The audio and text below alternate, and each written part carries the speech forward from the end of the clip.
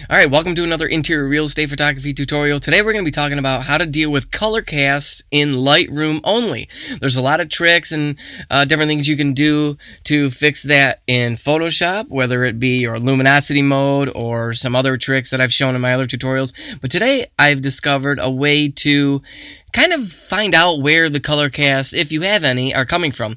So if you've seen my other tutorials or my more recent ones, you know that I love to do the natural light. I use flash, but I use flash to kind of control the window views, and pretty much I use the ambient light with flash, subtle flash, to light the scene, and this is what this particular one was.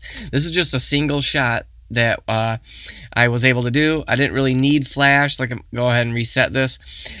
Every ambient layer that I take, I do use flash. Now I'm running with an umbrella with a speed light, so I maybe put pretty much consistently right now. I've been doing about 1/16 power flash in my ambient, and 1/8 to 1/4 to 1/2 flash power for my window views for my for my flash shot, right? So anyway, I don't know if you can see this or not, but you can tell that this wall is discolored. So if I just do my typical initial bump here, as if I was to correct this for getting it ready to blend with my flash shot. In this case, I don't have a flash shot to blend.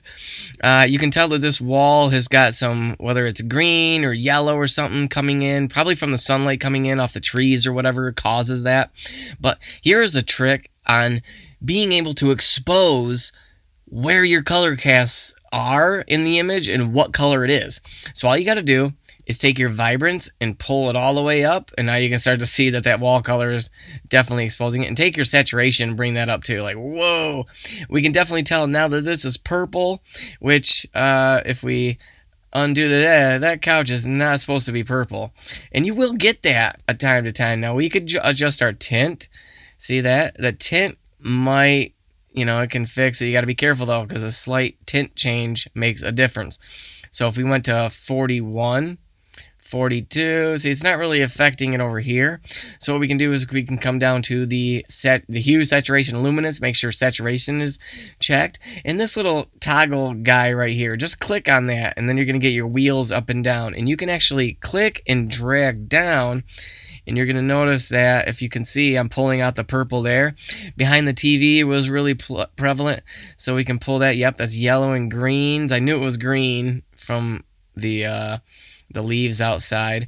Now, you don't want to pull it all out, because now you can come back to your sliders and watch this. We're just going to double-click on the vibrance and double-click on the saturation. Now, it could technically pull out too much of the color, like what we just saw. Come back. Maybe we want to introduce more yellow, and the orange was good, maybe not so much of the green.